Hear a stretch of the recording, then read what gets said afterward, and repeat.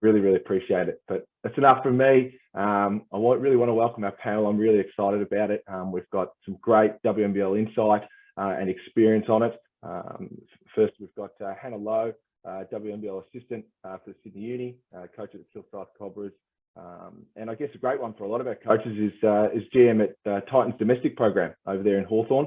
So I know Hannah was recommended to me to get on board, and so I'm really stoked that she's been able to jump in as well. And I certainly spent a bit of time scouting Hannah when she played, sitting on the bench for Diamond Valley back in the day.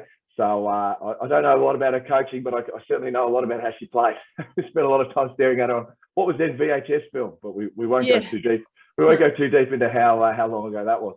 And we've got Karen Mitchell as well. I've met Karen very briefly at some state development events, and obviously a former WNBL player, head coach over at Flinders College and at the Frankston Blues. I'm really excited to have her on board as well. So welcome. And finally, we've got Mark Alabak, for current assistant coach at Bendigo Spirit, WNBL, and obviously the NBL 1 head coach there as well in Bendigo. As we said, a little bit of a different look in regional Victoria. Should be interesting to get his insight as well. Mark, you're still the longest serving WNBL assistant, is that right? I know you held that record for a while. Yeah, still going. So this current season will be my 10th in a row. It's gone really, really quick. A young bloke from the northern suburbs of Melbourne has hung around in, one of the occupations I think that's had, only 24 jobs, I think, in the country. So I've been very blessed and worked with some great people. Feel very lucky. Amazing, and a good story. I know Mark and I shadowed each other through our Diamond Valley time. I think I left as the Diamond Valley development coach to go over to England and do some playing and coaching. I think Mark, from record, kind of stepped in just after, or maybe a couple of roles before when I moved on. So it's great to have Mark on here as well. But it is a panel discussion. I do want to get our panel to jump in when they can. I will direct the questions to one person, but many can answer it. And we'll get ourselves rolling from there. As I said, jump in that chat, folks, and stick some things in there for our great panel of ask. But I guess, Hannah, I'll start with you. In your experience, and I guess, from domestic to Friday nights to WNBL, is there a style of play that's suited to the women's game or the girls' game, or is that a bit of a myth? Good question. I guess. For me, the answer to that is it sounds a little bit cop-out-esque in that your style of play is going to depend a little bit on your personnel. Yep.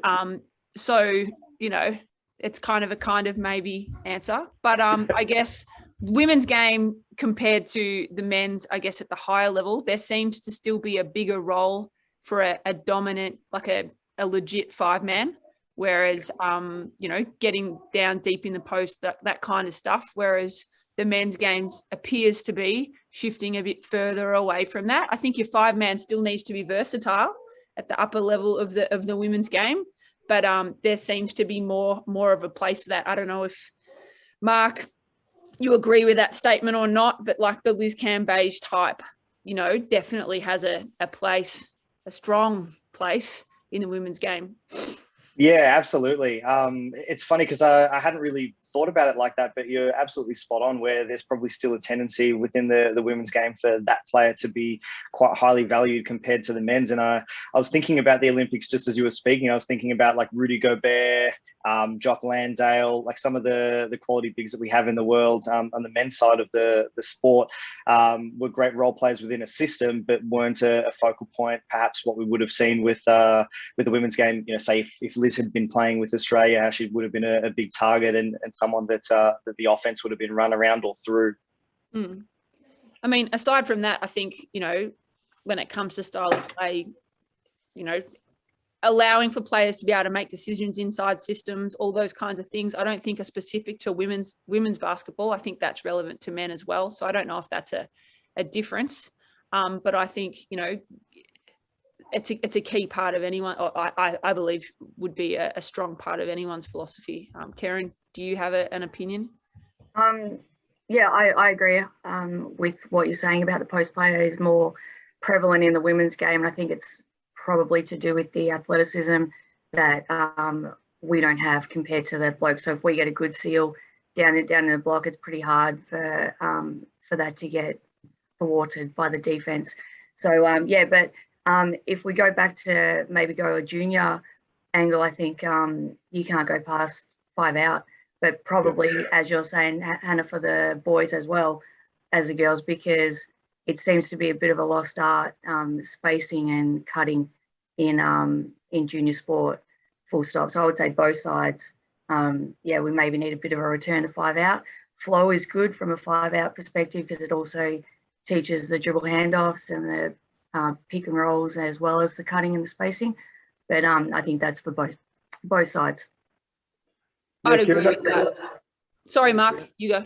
No, sorry, I was just going to say, I love that Karen had mentioned that about cutting and screening and movement off the ball, for instance. I think there's a definite need that all paths lead back to fundamentals and being able to build there's a term positionless player, or that basketball is trending towards positionless basketball. And I think it is and it isn't. I think it's really a choice dependent upon the talent that you have, but you still have an obligation to prepare your athletes, guard or post or wing, for instance, to be able to play facing the basket, back to the basket, with an on-ball screen, with an off-ball screen, all of those sorts of aspects within your system. But if you believe in a style, so whatever it is system-wise that you can incorporate those things to develop your players in, and be able to round out their basketball experience and skill set, so that when they go on to play for state teams or rep teams or national teams, etc., they've had a taste of different types of actions and it's not a brand new thing to them. I think that's our responsibility as coaches. So whether that's 5 out, whether that's flow, I'm a shuffle offense coach. I think whatever your system is that you believe in that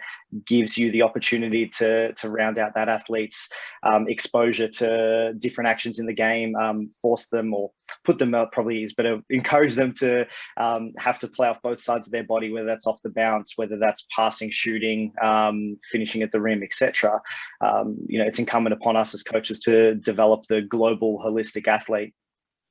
Yeah, I like that, Mark. And Kieran, you brought back that 5 out statement. I remember 5 out being so popular when I played, and we still use it quite a lot here at Ivanhoe, and we push that sort of style of play for our juniors. But how do you see that? Do you feel that we've gone away from that, or do you feel that there's just been a change, a bit more set piece sort of play at a junior level anyway?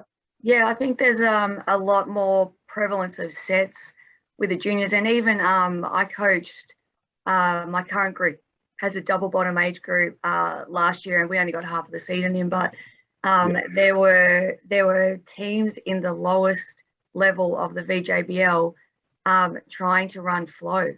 And like, these kids were 9 years old.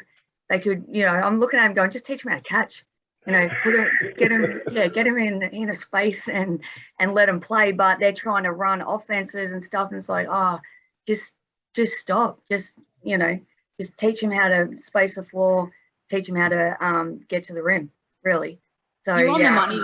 You're on the money there. I think, Karen, these kids, in these not even necessarily lower level VJBL, but all the way back to domestic, we get a bit wrapped up sometimes as coaches in, these exciting systems we've found and this action we're desperate to run, to set kids up for success, to hopefully be whatever their best looks like, Big V, making a rep team, playing for Australia, whatever that is, giving them that versatility. And I guess the starting point really is about concepts. The concept of space, the concept of, defending your man, starting all the way back there. And I guess if you can build bits and pieces of that, hopefully you give them the confidence that when they roll into their first rep tryout, they've got a few of those basics instead of it all sounding a little bit foreign and perhaps getting cut or opting out of fear, rather than because they don't have the other tools. So our responsibility around just understanding the basics of the concepts is step one before we introduce the Bulls triangle offense, perhaps. Yeah. And be prepared to lose. It's okay. It's okay to lose. Yeah. And I think that's funny, isn't it? And I was gonna come back to that. Is the fear from first-time coaches, junior coaches, that the 5 out and that sort of style of offense requires more coaching?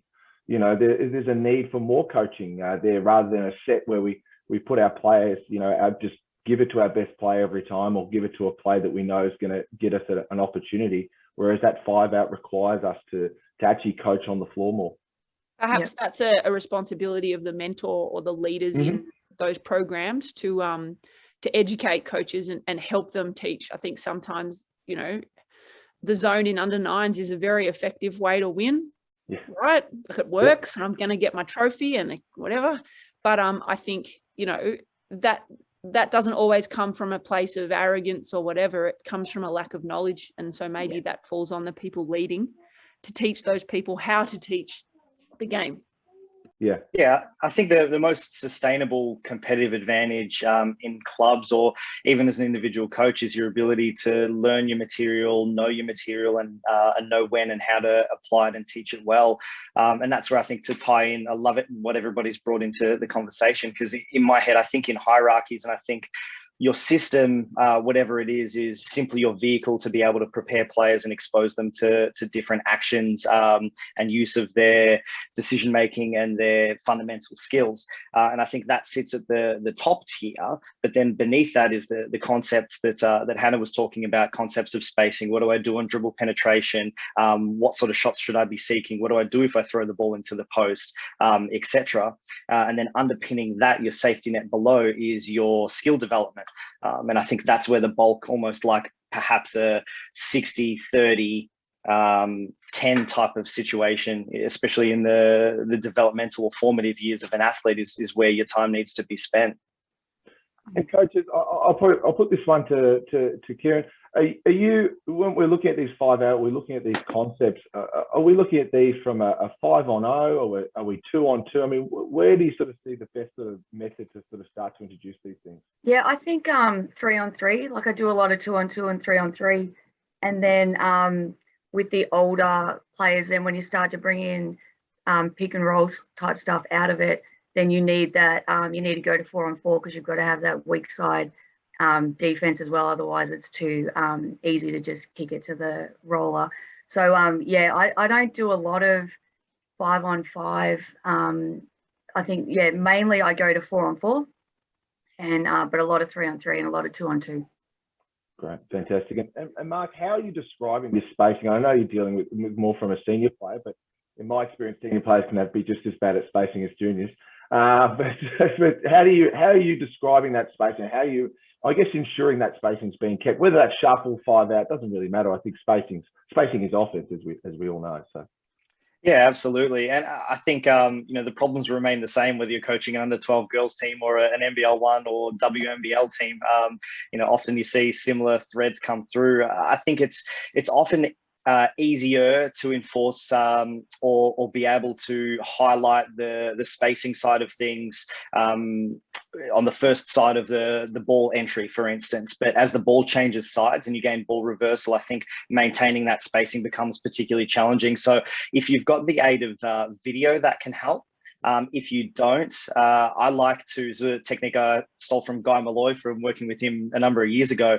I'll use a whistle to gain attention. So I'll blow the whistle and I'll freeze the action. I'll ask the athletes to look around and get a bit of a picture and ask why that I've stopped the course of play, and then be able to talk about the implications that the spacing or where we are currently has on the person with the ball, not in a way that is pointing a finger or anything, but it may be if you stand here, your defender has the ability to be able to guard 2 people. They can help on the ball and still be able to recover to you. However, if you take 2 steps there, or if you're in this angle, then it's far harder to be able to deal with both. There's a choice that has to be made. Or if we're talking about action off the dribble or a post up, this is where you can rotate to where the ball can see you. Coach I worked with, Alan McCautry, used to have this phrasing that the ball has eyes, and he would take his glasses off and put it on the ball, and he'd be like, if the ball can't see you, the ball can't get to you. If it's got to go over or through hands, it's problematic. So those are some methods that I've used in particular. I stole a phrasing from an Italian coach, Andrea Cinchieri, who talks about any athletes that aren't involved in some type of an action, whether that is rotating, whether that is setting a screen or for another person, etc., or rolling to the basket, that everybody should be outside the 3-point line, and that the 3-point line within it is like being underwater. So if you enter it, you go underwater and you've got to hold your breath and you've got to get air at some point and as quickly as possible. So to vacate the 3-point line as soon as your action is completed, whatever that is, a cut to the basket, a screen, or what have you. I like that, Mark. I really like that. Some really good points. Hannah, from a domestic point of view, with our domestic coaches, and Kieran spoke about using some 3-on-3 and some and those type of things as well. Are you looking at doing a lot of that with domestic kids? That's something you're pushing there at the Titans as well? Absolutely. I mean, you have a skill acquisition phase, which sometimes is probably the slowest part of your training session, but you want to have obviously as many kids with a ball doing whatever it is that you're teaching as possible. Decision making, particularly in the younger age groups or in the early stages. I do love a bit of 3-on-3 and 2-on-2, 1-on-1, like getting good at making plays, but to help them make game style decisions, I guess, because you're looking for advantages or set up advantage situations, right? So against a zone, I might be trying to set up a 2-on-1 or whatever. So bringing my decision making all the way back to the start, 2-on-1, 3-on-2, like 2-on-1 in under 9s, for example, I'm either open or I'm not. Yeah. And so that decision making is super easy, and you can teach them about spacing in the simplest form. The odds of a 2-on-1 lasting more than a couple of seconds in a game is low, but it gets that framework going, and then you can build on that with your 3-on-2. Now it's a little bit more challenging to get that open player.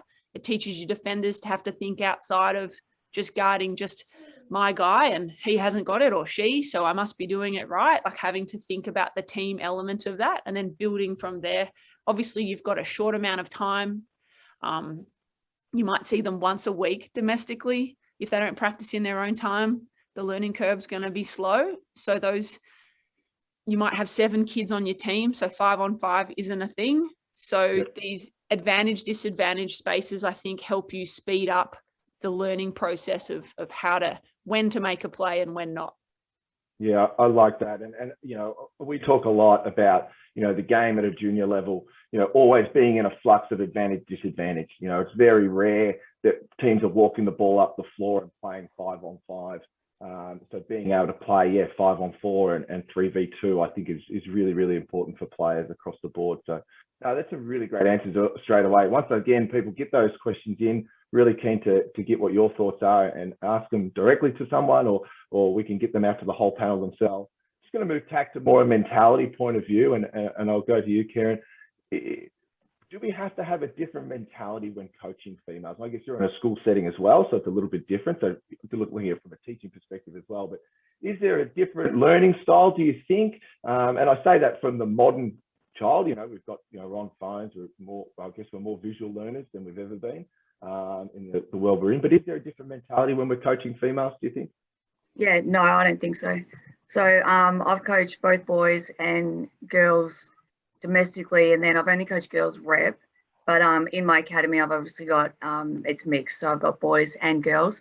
And I think that when I think about the first team that I had in under 14s, first girls team, they had coaches previously that were very everyone's in a line and this is what we're doing now and everything needs to be perfect and do as you're told kind of thing.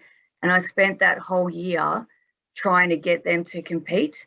And so they really fit the like the cliche of that girls don't want to compete and girls need to be friends before they're going to compete and all that. They fit that to a T. When I think of the 2 other groups that I've gone through with, I've had them from the start.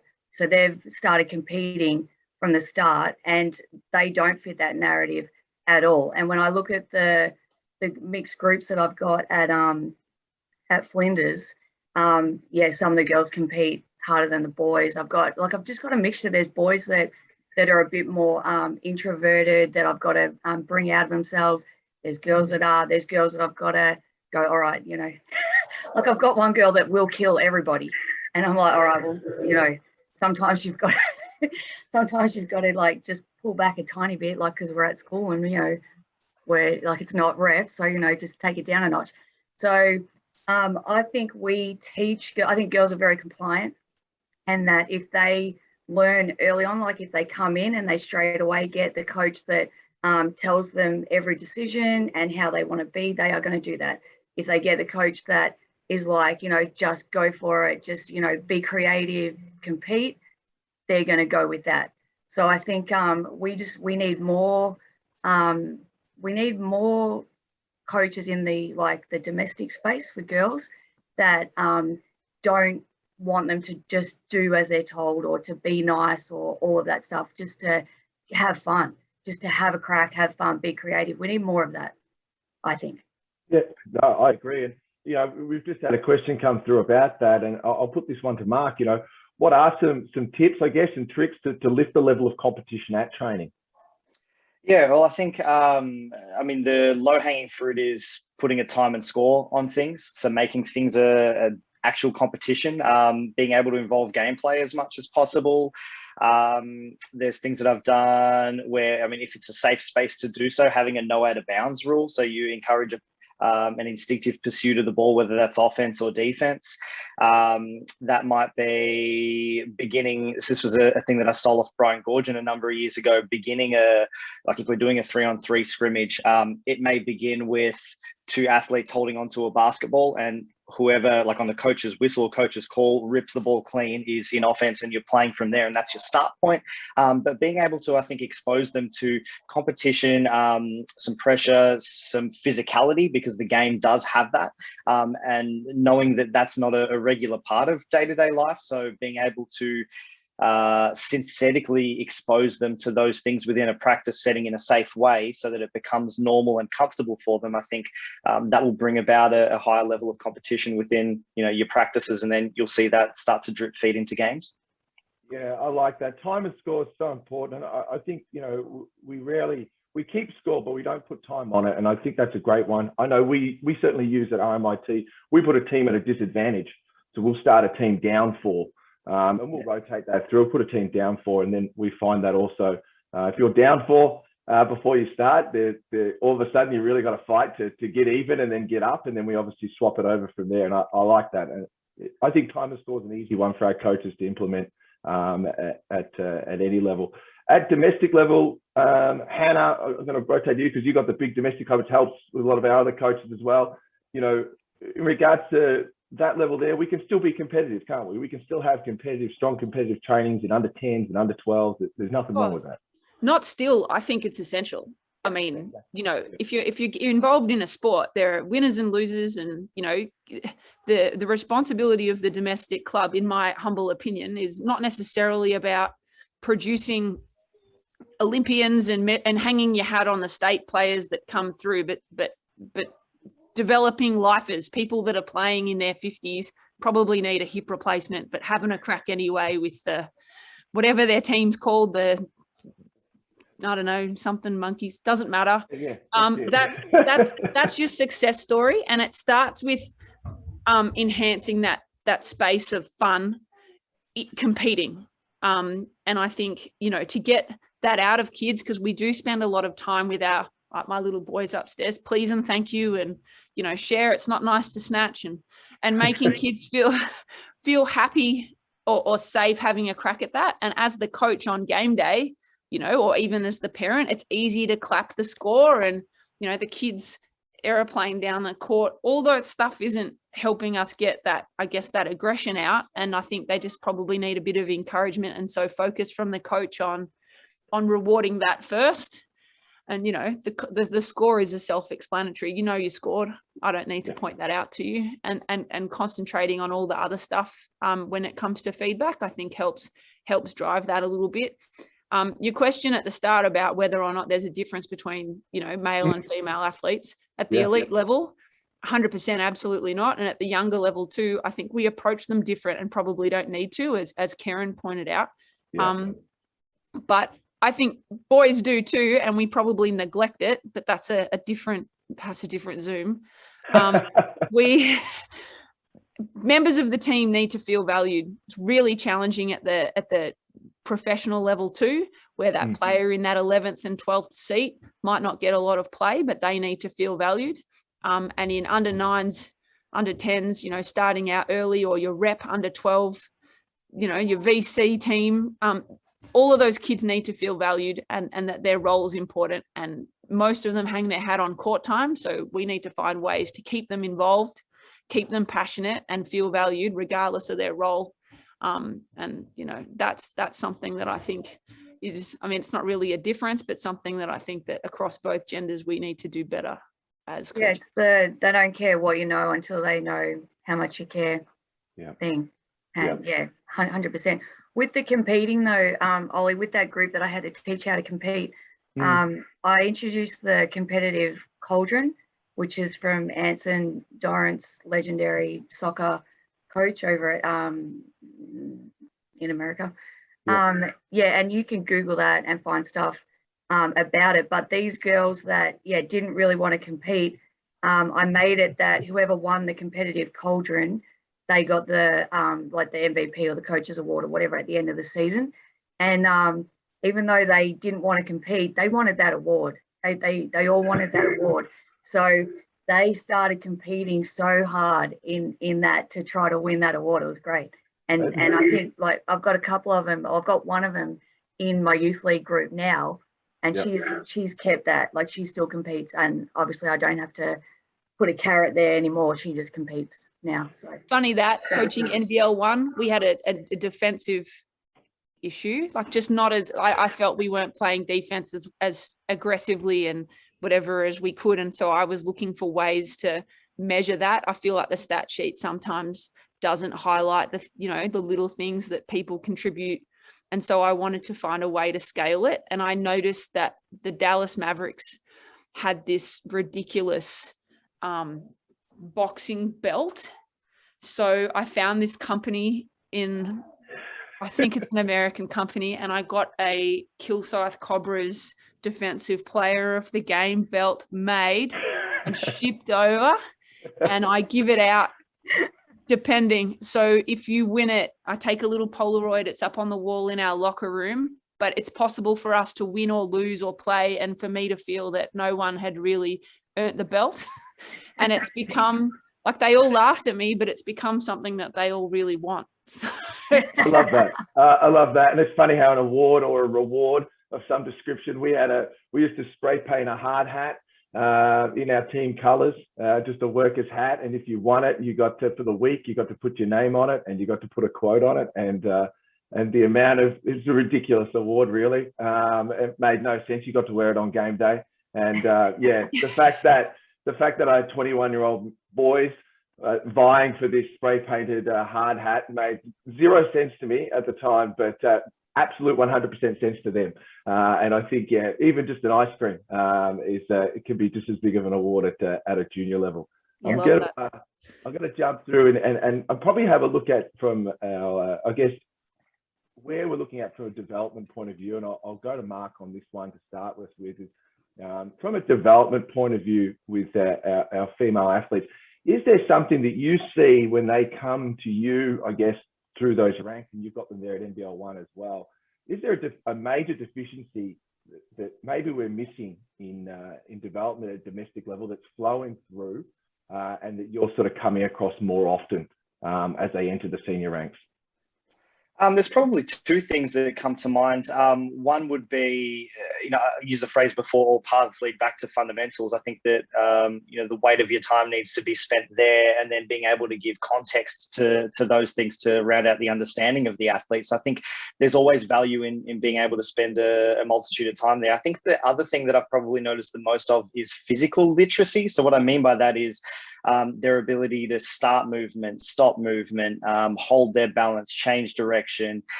Their ability to do those things well, I think, can be drip fed into the earlier age groups or domestic programs. And often that can be without a ball. That might be a tag game.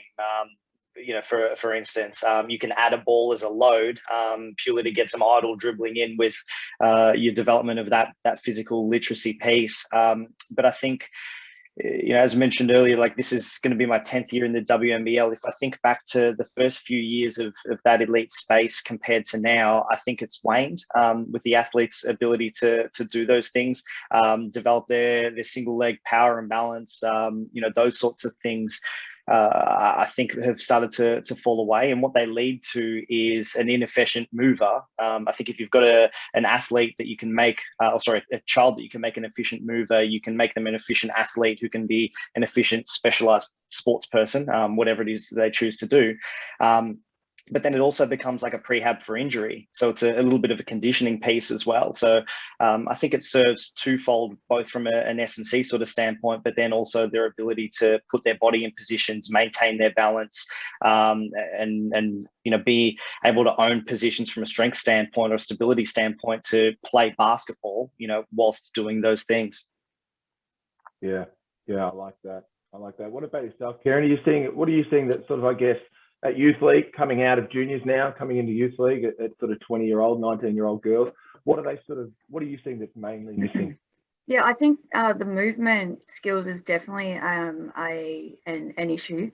And just from, I've read a bunch of stuff about it, and a lot of it comes back to the fact that kids aren't climbing trees anymore, and PE is a little bit different now than what it was. So they're not getting all of that good foundational movement skills that we did.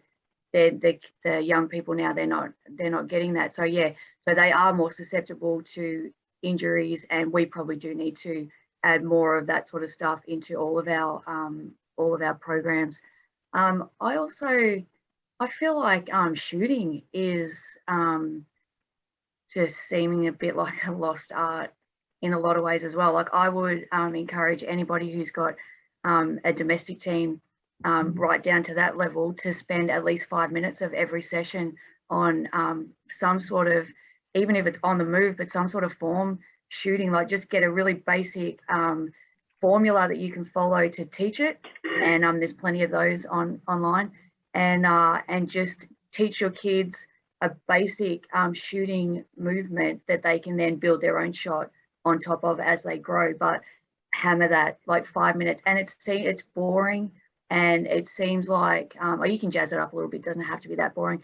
But I do it every session with the kids I teach and the kids that I coach, because it's the number one skill in the game. And why can't everybody shoot? It doesn't make any sense. But we've got all these players that can't shoot. Well, we're on topic, aren't we? Because we've gone to a size 5 basketball, obviously released by the VJBL, which is obviously in response to shooting, I remember Ian Stacker just telling me that the only way to be a good shooter is to keep shooting. Which actually never worked for me because I was never a great shooter anyway. But yeah, it was just, you got to shoot, right? There's nothing. You say it's boring, but is it boring? Is it boring to score baskets? Just the form part, like the kids. Yeah, I agree. But yeah, you've got to jazz it up a little bit. How are we looking at that sort of stuff, Hannah? What about yourself? Like from let's go shooting. Like how are you sort of teaching that shooting? Are you doing a lot of form work yourself, or are you getting into movement early? What's your sort of thoughts on Little that? Kids early, it is dry, like trying to get form, even just the steps on the layup. I think the gather step component now means that you can almost get through it faster. So if you teach it with just the 2 steps, and they happen to add a gather, like it becomes right faster, but you've got to break it down early. And then I also think about working out with Lauren Scherf. She's a WNBL center, and we're doing mic and drill at the start of indies, like just finishing around the rim, trying to work on her touch. And that's relevant all the way down to under 8s. I think, I've played for plenty of coaches where I could tell you what the next drill at training is going to be, because it's just the same, walk to the baseline, we're about to do this, then we're going to go over here. You can teach the same skill 1,000 ways. And so I find, particularly with the pros who have done mic and drill, 100 times a week forever, that finding new ways to teach the same thing just gets their brain moving, and then also will hopefully improve their ability to finish under pressure and in games and whatever. But you do need to dial it all the way back to the start, and that's relevant with your under 12 ones or your WNBL teams. Yeah, boring coaches. There's plenty of them. I'm one of them. I'm definitely one of them. I'm definitely very scripted at the start of practice. I'm happy to admit my players would say that about me as well. I agree, but I think it's how you come at it. I think it's, I agree. I think, that shooting is important. And it goes back to that, time and score stuff Mark was talking about before, like put it on the clock. Let's get a score here. Let's make it a team competitive drill. Let's set a team target or an individual target. I think those things are great things to look at. Something you pointed out, can I jump in? Just yeah. You were talking about things that the current athlete doesn't do and whatever, and it's relevant to shooting too. Yeah. I find that the modern pro and the kids, kids are so busy with their soccer, tennis, basket weaving, whatever, that they don't have a lot of just time to climb that tree that Karen pointed out before. But even the pro who is just focusing on their basketball, they're not that keen. Like, I'll get feedback or I hear players, talk about, coach didn't make themselves available for enough indies, like I didn't get enough shots up. The modern and kids too, less willing to get out and just put shots up themselves. The ownership of that process has to rest with the athlete and the coach, whether they're paid a full-time wage or a volunteer. It's not my responsibility to get the millions of reps. The player needs to take that on. If you want to be LeBron James or you want to be whoever, LeBron's got drive. Kobe has drive. You can't. That's not Mark Alabakoff's job. He's a facilitator for sure, and when he's there, he's going to help you. But I think that the modern day athlete needs to spend more time doing it themselves. Yeah, yeah, absolutely. And I think maybe the lockdown will help that. Maybe our athletes now will think to themselves, well, actually, I don't have Mark and Kieran next to me. I need to go and do this myself. I need to get my shots myself. And it's funny you say that, Hannah, because I remember the conversation I've had with college coaches when we talk about recruiting kids from Australia. It was always that they were self-starters. That Australian players back years ago were well known for going into the gym themselves because they didn't have the skills coaches that the American kids had. They didn't have those things available to them as much as they do now. And that was always something those coaches always loved was, I bring an Aussie on campus and, he or she just wants to open the gym on their own and go and get shots. They're not worried about whether an assistant coach is there. I think that's a really, really important point. I hope everybody wrote that one down to tell everyone that one because it's one I've been banging on about, Hannah, so I'm glad you got me on it. That's fantastic. And can I just jump in as well? Yeah. I love the thread of this because I think it's really, really important, is being able to foster an environment where you've got intrinsically or internally motivated athletes, not athletes that are waiting for either the carrot to be dangled or the kick in the backside, so to speak, to be able to get going, the externally motivated ones. I think, you can foster some of that or at least expose athletes to that way of thinking. And then those that go on with the sport, especially at the higher levels, kind of weed themselves out, whether they're wanting to grow and develop to make something of themselves as a basketballer, or whether it's just a fun vocation for them. And it's, that's fine if that's what their goals are within the sport. And I think that's a really, really important distinction. So, one of the ways to do that might be within your training sessions. A method that I use is praise, prompt, and leave. So we may have a large group drill, or it might be a small group. I'll praise the athlete, and things that get rewarded obviously get repeated. So, definitely catch them doing things right. So mention, what it is that you like about what they're doing and what it's going to lead to. Tell them the why and give them the path forward.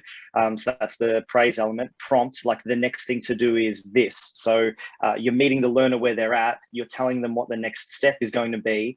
And then, once they've been able to give you a nod or and any type of demonstration, they understand what you're asking them to do, leave the situation and go and coach the next athlete, and give them the opportunity to call you back to ask for help. But it puts the ownership back on the athlete to take responsibility for their own learning. So it's not like you're vacating them, like, hey, I love that you're keeping your elbow underneath the basketball. The next thing to do is drive your fingers through it and have your fingertips point to the ground, give that thing some backspin. And then now I go and coach the other athlete. And then you can come back and revisit if needed, or if you're not flagged to come back, then the athlete's been able to chew on that little bit of information, process it, and then internally motivate themselves to give that thing a try. I think that is a method has been really helpful for me. Something I'd encourage others to try. Yeah, like that. Really love that. You know, athletes leading practice. I mean, I know for under nines, it's probably a dangerous move, but over their older ones, I think it's really important really early on. Hannah, I'm going to come to you for this one, and I guess it's certainly one that's come through the chat, which is great. One I already had down on my list to ask, but you know, we always talk about that clubs are starting to lose young female athletes, and it was generally around that under 15 age group. It's generally where we start to lose them, and I think for me personally, I think a lot of that is choice. I think I've got two young girls, and they've got more choice now as females to play more sports that are available to them. AFLW is a classic example. That's having our athletes. What can we do as clubs for better retention? Is there something we're missing, or is it come purely down to just having great coaches? Or is there something missing there that we should be doing as clubs, or that you're doing at the Titans maybe? My understanding that grassroots basketball in particular is still thriving. I would say, you know, the introduction of football, which is, you know, a common talking point probably amongst all sports, is, you know, we've taken this hit, these girls are picking footy, and, you know, at the grassroots level, I'd say a lot of them are trying to do both. And there's a lot of glitter on AFL at the moment, and that glitter will fade. And I think it's exciting. I don't look at these other sports and go, we need to find a way to be better. We just need to make sure that we're providing a good product to kids. Kids pick and choose. Top level AFL at the moment, you know, there's a lot of girls that have gone, I'm just going to up and leave netball or whatever they played and go over here and play.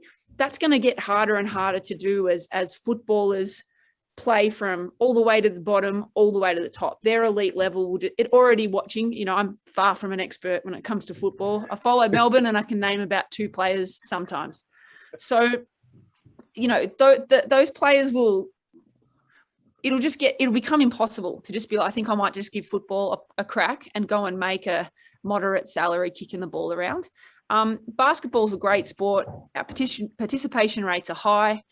Things to keep kids engaged, I think those are relevant and issues across all sports all the time. You need to, passionate leaders are going to get kids inspired to stay involved in the sport for hopefully for life. As I said, that's the ambition, I guess, at Titans. And I think, you know, things that we can do better, just trying to engage them in it enough to, you know, you've only got 1 hour. So getting your coaches to be able to inspire them to want to practice in their own time is the key element. Basketball's great. You don't need much to practice. So just inspiring that, I think, is about how we get retention and making sure that our kids have the doors open or know where those doors are to progress up the pile if that's what they want to do. Maybe they just want to play with their friends, and that's okay as well. Yeah. Do you think, just a question that's come through here, and I'll get Cal to ask it. Cal, do you want to ask your question? Yeah, hey guys. No, I'm really interested in the football stuff. Like, I challenge, you know, my girls leave BJBL training to go play domestic football, and you know, I see it as you're at rep training. Like, if one of my players said I'm going to go play hockey on a Sunday morning and miss BJBL, we'd sort of go no. But because it's football, it's, you know, this sort of underwritten, you know, and it might just be where I'm at, but you know, so I'm interested in that whole football thing. And then the other thing, and I'm not actually sure if it was you, Karen, that I'm really interested in, is the mentality that they go to football and they play 18 versus 2 or 3 on the bench. I'm not sure it's frozen if you're nodding, Karen, but, you know, you've got everyone on the floor, on the ground playing, versus basketball, which is 5 on 5 off. So we've got that challenge already. And then the second thing is they go on and they carry on and they challenge and support each other. Then you get them on the basketball court and it's all silent. You know, it's just a different mindset for the culture of each of the games. More of a statement but I'd love to hear your thoughts on it. I'll go on the footy versus rep basketball thing. I coach mostly rep boys basketball. And back then footy was a massive issue in Hawthorn. Like, a lot of these kids are trying to get, you know, maybe a footy scholarship to Xavier or whatever. Like, you know, there's a lot, and there's a lot, I guess, of prestige attached to footy, and the kids weren't prepared to choose. I think on reflection, sometimes it's better to just pick the kids that are basketball dedicated, because the footy kids will pick footy later. Matt Rowell, you know, these kids that came through at that time. But we we accommodated it, I guess, by you weren't skipping my training session. Like that was a non-negotiable as the 14 ones, particularly to play footy or anything. I don't care. But I moved my training session. So I made sure that it didn't clash with when they played footy. So if you really wanted to do both, because they're just kids, that they had the space to do that. And I think I ended up we had a midweek as the bigger session, and the Sunday session was earlier in the day and was all skills based. And it might have been longer from memory so that kids could do the first hour or the second hour. Like I tried to be versatile. If it was an NBL 1 team and they're talking about footy, I'm paying you to play, not a chance. Basically, you're not playing footy. You're kidding yourself. But if they're little kids, it's not fair for me to be like, you need to be focusing on your Olympic pathway.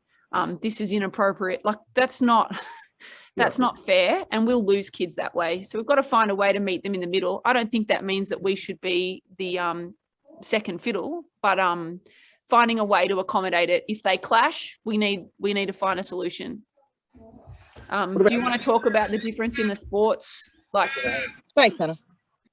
Karen, I was going to say at Frankston, what sort of things are there, I guess, in regards to that battle too, with girls playing other sports, but what sort of things to sort of encourage retention, I guess, with the players? Do you see other coaches doing, or yourself? Or in my opinion, with the girls dropping out, I'll go to that first. I think it's that girls are pretty smart. They get to 14, 15, and they don't see a pathway for themselves that isn't related to playing, because there's so few female coaches, there's so few female referees, administrators. It's all men, right? So they look at it and go, right, well, I'm not that good. I'm not that good a player, so maybe I should do something else now. Whereas boys come through and they hit that age and the world is their oyster. It's a sea of men in every role. And they go, well, I could do this, and this. And girls don't see that. So the more we can have women role models in coaching, administrating, refereeing, the more women we can have in those leadership roles, the more the young girls can go, all right, well, I'm not that good a player, but I really enjoy sharing my knowledge, so maybe I can be a coach. I really enjoy bossing people around, so maybe I can be a ref. They can have those other, they can love the sport and see that there's other ways to be involved in the sport. I think that's really important. I think another thing is that their bodies are changing, and the uniforms aren't always conducive to that. And especially when they're made to wear white, just get rid of white uniforms for girls. Just get rid of them. Just don't have them, because it's just scary. It's scary that an accident's going to happen, and we've all been there, or we've had a mate who's been there, and it's awful. So just get rid of white shorts, get rid of them, and that might help. And also to Kelly's point about how footy, the girls are a bit more up and about. You're so exposed on a basketball court. There's only 5 of you out there on your team, or there's 10 out there, full stop. The crowd are right there. They're right at the edge of the court. You're so exposed. You're so close to everybody. Whereas footy, you're out on this giant field and the crowd are way away, and it's so much more conducive to you being this kind of unit and gang out there, and you're doing your thing. And they forget that the parents are even there, I think, at footy for the most part. The girls, my youngest plays footy, and I've got 3 in our rep team who play footy. And they leave training early on a Sunday, and we're under 12s. So I really encourage that. I think they should play. I've got a really good tennis player as well. She misses Sunday trainings for tennis, and they're great athletes. And I'm like, I want to encourage them to do other things as well, because I want them to choose basketball in the end. But I feel like if I say, nah, you have to be at Sunday training, then they're going to choose something else in the end. So I want to keep them at basketball. So I'm really flexible with that. And I think I look at the tennis player and I go, well, her footwork is only going to be better because of her tennis. And the footy players, I go, maybe they'll bring some of that energy, that loud kind of energy, maybe they'll bring that back to our group. So I look at it as a real kind of positive that stuff. I think when you're 14-1s and you're in VC and you're hoping to go to nationals and all of that, that probably changes things a little bit, and there needs to be a little bit more of, all right, well, you can do that for this period, but as we get closer to finals, you know, we've got to tighten this up a little bit. So yeah. No, I like that. I love those answers, and yeah, and I think you're spot on. I think we need to look at our young girls and bring them into some coaching stuff early when they get that back in. I know that's a big one for myself at Ivanhoe of trying to tap into our younger coaches earlier. You know, I can say I coached my youngest brother at 16 or whatever it was, and helped out his team, and that was because the club asked me to. You know, I was asked to tap on the shoulder, and are we tapping those girls on the shoulder? But I love that one. I'd love to see more assistant coaches with an older coach at a younger level to bring them through. I think it's a fantastic one. I think every club could do that pretty easily. And you're right, pathways are difficult. And are we showing them the pathway? You know, that's my question. Yeah, no. Is that clear enough to them where that pathway is? Yeah, we've got a lot of our senior women are involved in the juniors, and it has a real knock-on effect. Like you have to ask them, they're not going to apply. You have to go and actually physically say, hey, we'd love you to be involved. And then they've got involved, and as more of them get involved, more of them then, like, they bring other ones in with them. So you'll have like 2 assistants with a team, because they'll go, oh, can such and such come and do it as well? And you're like, yeah, like that'd be awesome. So they come too. And then all the junior girls then come and watch their games because they have a relationship now. So you get this really holistic club feeling. It's really good. It is awesome. Really I'm gonna change tack. I think that was a great chat, and I know I could certainly delve down that as a coaching director in regards to retention for a long time, and strategies we can use. And I reckon we'll probably that's one for me to escape off camera for some coffees with our panel as well on that one. But I'm going to look at where we're at now, Mark. We're in Zooms. I would say Mark is Mr. Motivator. I've seen some of he gets in there. He loves to work out himself. But how can we, you know, other than ball handling and that type of stuff, how can we jazz up our Zooms or our workouts at the moment at home with our kids in our clubs? What sort of stuff have you done or have you seen done that you think might help? Yeah, well, when we had that big lockdown situation in 2020, we actually gathered everybody with the Bendigo spirit, all of our playing group, and we did 2 weekly Zoom sessions, which were essentially team trainings. But I was able to program and deliver those. And what I tried to break down within a session was to give some type of activation, primer, movement literacy type of, or physical literacy type of warm up initially. You know, to get landings, changes of direction, make sure firing patterns of things that are usually problematic or set the chain of, you know, movement dysfunction on. So things like glute activation, core activation, and upper back. So anything that's overhead, we would drip feed within each of the sessions throughout the entire time that we did this, and it ended up being about 5.5 months. So that would always be the first thing that we would do. We would have some element of ball handling or dribbling. Usually that would be to time, because I think one of the challenging things that we have when we do Zoom sessions is getting everybody to finish at a certain amount of time so you can move to the next drill. So if it was, hey, we're doing 100 of these crossovers, you know, little Johnny's going to finish quicker than David, and, you know, then your whole practice session's disrupted. So to be able to go to time was something that I found was really, really valuable. So everybody starts and stops and has a score within a time frame. We gave some verbal stimuli. So if they had the ability to hear, so it might be a call that changed something, because, you know, if an athlete is watching on a screen, for instance, and they're dribbling, you know, 2 meters behind, you know, being able to give a visual cue wasn't always the easiest thing. We started to do from the CrossFit space.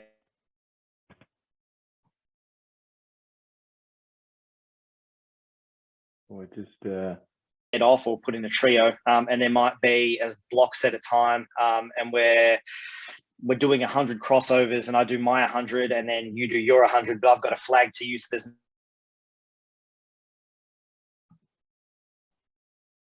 you know, for us to be able to interact, and then I've got to be engaged, and then as soon as you finish, that's my stimuli to go to the next thing, which might be form shots for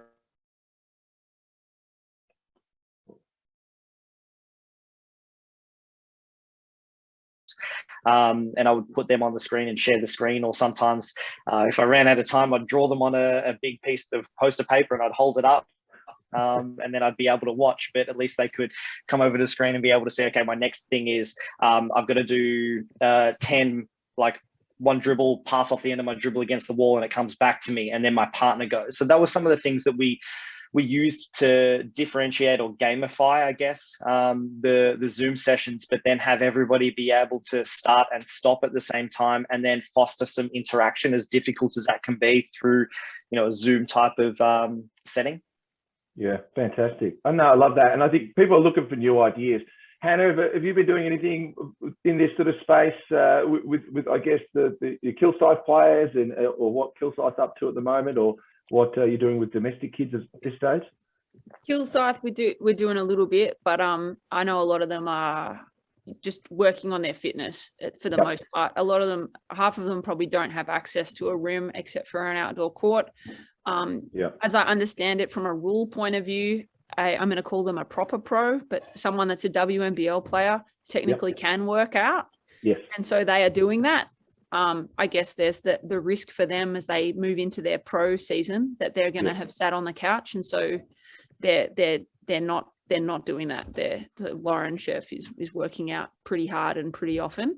But the others, where I'm touching base with everyone as an individual, like more of a mental health checkup, at least once a week, trying to touch base on what's going on in their worlds. I make a point of making sure I know the player outside of whether they're left-handed or whether they get buckets for us or not. And so checking in times like this about stuff away from it is probably just as critical.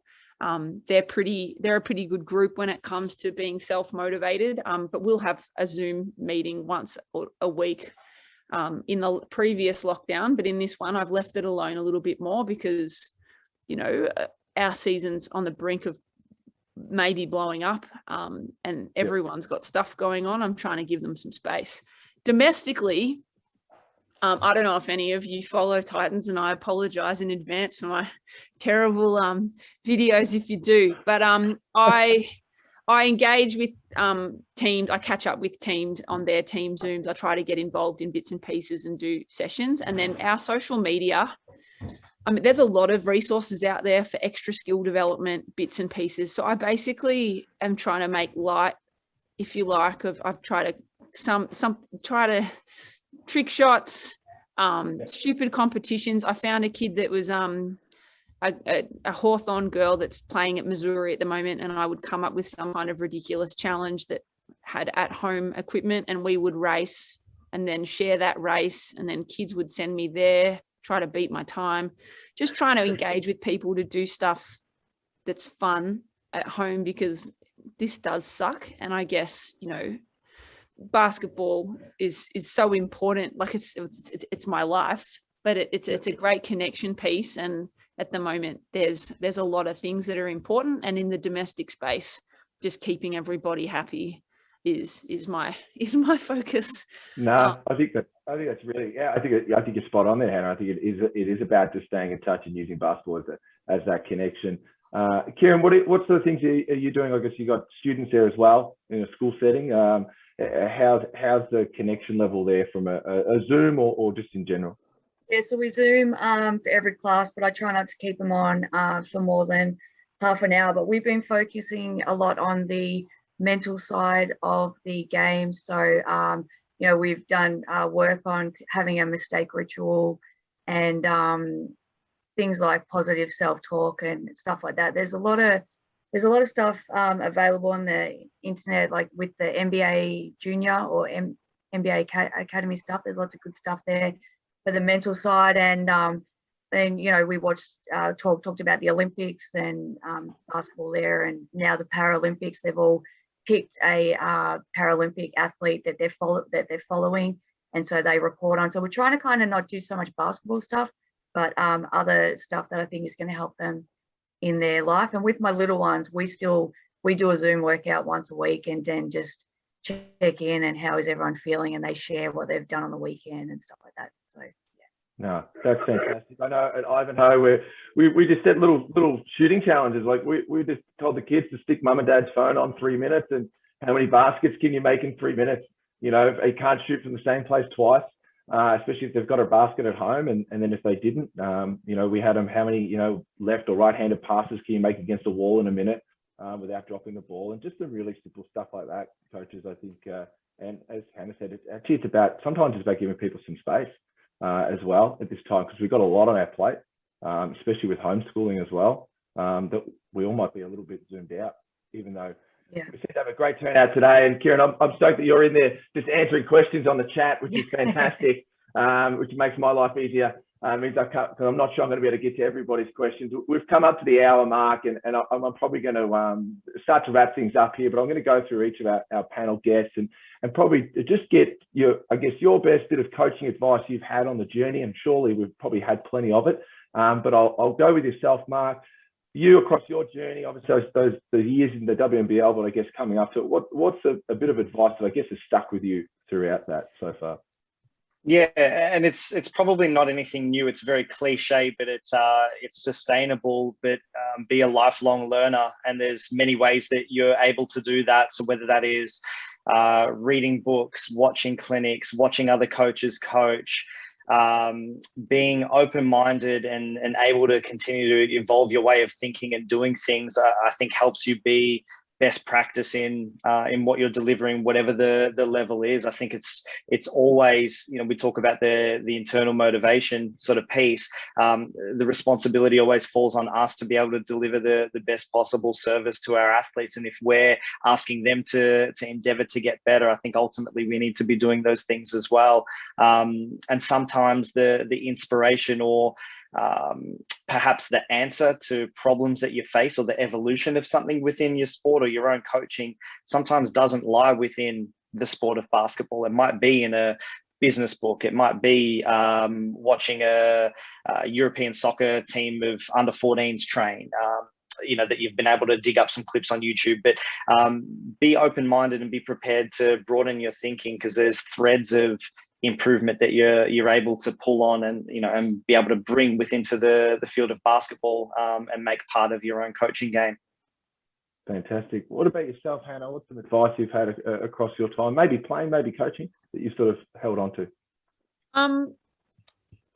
It seems silly, I guess, but the concept that players want to be coached, right? So I think, you know, you come in and you're like, leaving all of the when I played conversation somewhere else and just concentrate on them. I think players don't always make great coaches. A great coach is a great coach, and it takes work. You've got to want to invest in that craft, and players want that from you when you turn up. And maybe, you know, it's your first state session or your first WNBL or even your first under-9 session because you played and you've been roped in to coach this group of brand new kids. They're there because they want to be there. They're hungry for it, and you need to trust that and just give it to them. I think sometimes, you know, particularly along my pathway, it's taken me time to get good at, I'm here because I deserve to be here. I'm good enough to be here, and these players want this from me, and I just need to deliver. The other side of that is, you know, people talk about being relationship driven, you know, and investment in players. And I think often the player is the first to notice when that just disappears because the season's over, or, you know, you've done your knee and I can't get from you what I wanted, I guess. But being genuine in that investment in the people is probably the best way to get the best out of your athletes, and to mean it. You can't fake that kind of stuff. You're either invested in people or you're not. But you know, that's probably been the tool that has helped me the most in my coaching, is that I guess I'm involved because I genuinely love it. And when I'm in a team, I'm genuinely interested in your success. And I believe that I hope that the players feel that too. And I think that that's where our success comes from. So players wanting to be coached, and that genuine investment and learning and getting to know your athletes are the things that I put them almost above the X's and O's. No, it's fantastic. It's a really good one to know. Kieran, what about yourself? I would just say be brave. Just be brave. Just have a go at stuff that you don't feel like you're maybe ready to have a go at. Just be brave and have a go anyway, because no one's an expert until they've done it, right? So and the other thing is be authentic. So you can't you have to be yourself. You can't coach like anybody else does. So you can take bits and pieces from other coaches, but you need to be true to yourself, because the players can spot a fake. So they're not going to buy in if you're not yourself. So just be yourself, and what you have is unique to you, and maybe it's better than somebody else. Who knows? You won't know until you do it. No, fantastic. Love that. And look, yeah, huge thank you to our coaches. Really appreciate them giving up their time this morning on a Saturday morning when the sun is surely shining, and we know Melbourne, that will only last for about 5 minutes. So I'm wrapped that they've been able to come in here. And selfishly, I like talking to them too. I hope you enjoyed listening to them as well and getting your questions out. So look, on behalf of the Ivanhoe Knights Basketball Club and myself, thank you.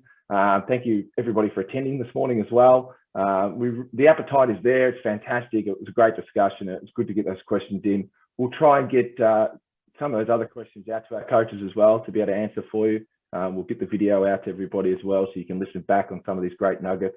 And once again, yeah, thank you, and have a fantastic day, everybody.